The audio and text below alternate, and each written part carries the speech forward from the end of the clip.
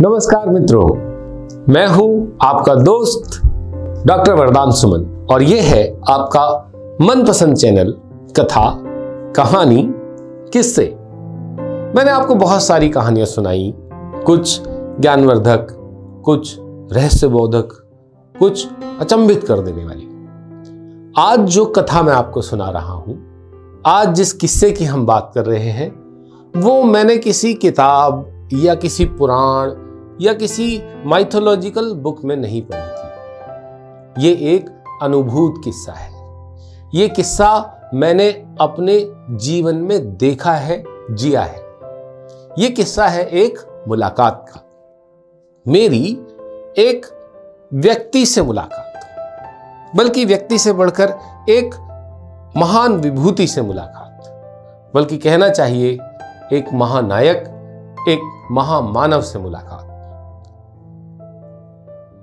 वे हैं अजात शत्रु, भारत के पूर्व राष्ट्रपति, आपके प्यारे मिसाइल मैन, हमारे सबके डॉक्टर एपीजे।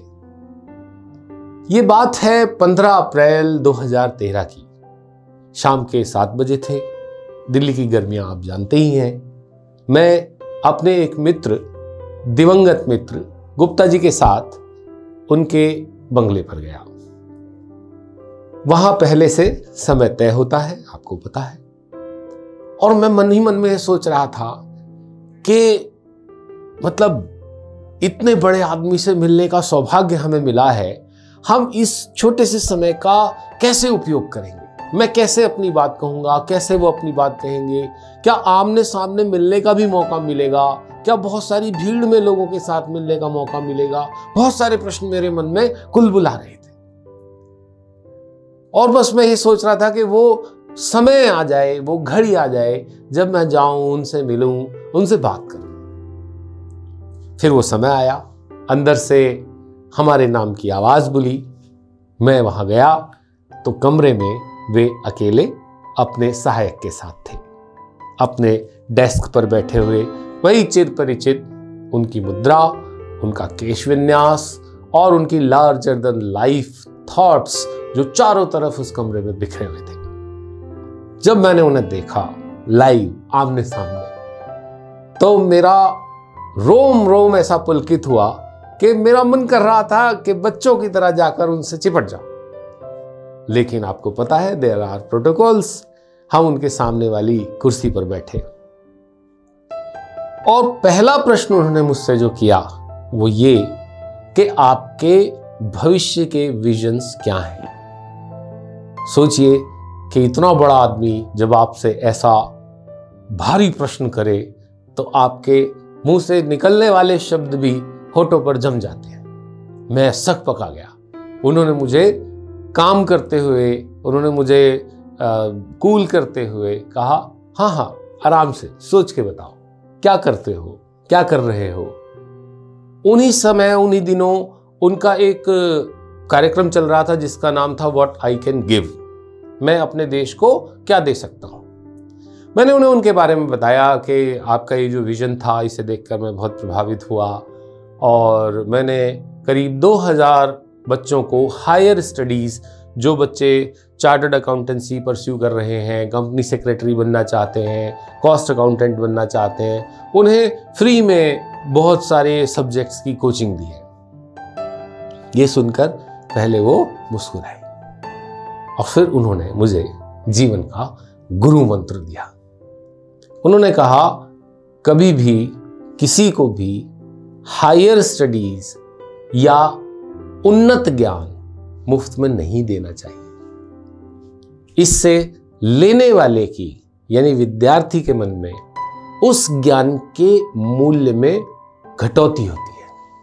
उसे जरूरी नहीं है कि आप पैसे लें, और शिक्षा देने वाले को तो पैसे के पीछे वैसे भी भागना नहीं चाहिए। शिक्षार्थी को शिक्षा मिलनी चाहिए, लेकिन उससे कुछ ना कुछ ऐसा लिया जाए जिससे कि उसे पता लगे कि शिक्षा देने वाले के भी समय का मोल है, ज्ञान का भी मोल है और उसके अपने समय का भी कुछ मूल्य है। मुझे लगा कि जिस काम को मैं इतना बड़ा समझ रहा था उसको तो सर ने रिजेक्ट कर दिया। मेरी शक्ल की तरफ देखते हुए वो फिर से मुस्कुराए, बोले नहीं नहीं ऐसे मत समझो, मैं तुम्हारे काम की तारीफ कर रहा हूं, लेकिन इसमें इंप्रूवमेंट की जरूरत है। फिर मैंने कहा सर आप तो मतलब इतनी बड़ी पर्सनैलिटी हैं और सेल्फ मेड मैन है, कुछ बताइए।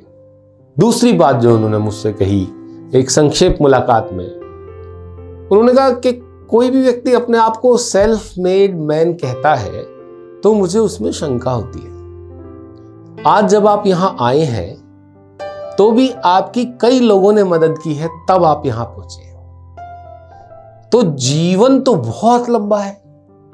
फिर उन्होंने मेरे मित्र के विषय में पूछा कि ये कौन है।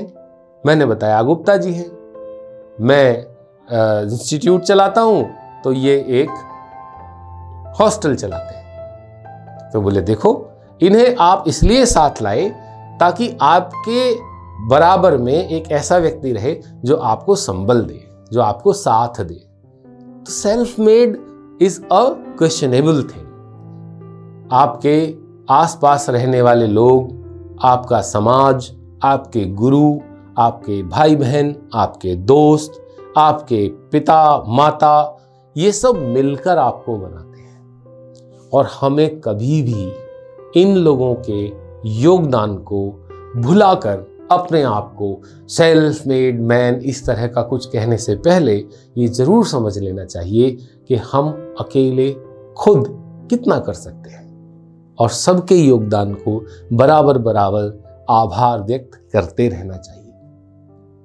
इतने बड़े व्यक्ति के मुंह से ये बात सुनकर मुझे लगा कि हम छोटी छोटी उपलब्धियों पर यूं खुश होते हैं जैसे हमने आसमान के सितारे तोड़ लिए हों, और वो व्यक्ति, वो महामानव जिसके कदमों में दुनिया भर के सितारे पड़े हैं, वो इस बात को मानने के लिए तैयार नहीं है कि कोई व्यक्ति सेल्फ मेड भी हो सकता है। आज वो दिन है जब मुझे वो बरबस याद आ रहे हैं। आज वो दिन है जब उनकी याद अचानक से ताजा हो गई है। तो मैं सोच रहा था कि अपने दर्शकों को, अपने श्रोताओं को ये किस्सा भी सुनाऊं।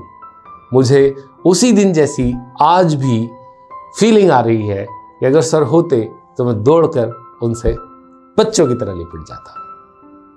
आप देखते रहिए अपना मनपसंद चैनल कथा कहानी किस्से। नमस्कार।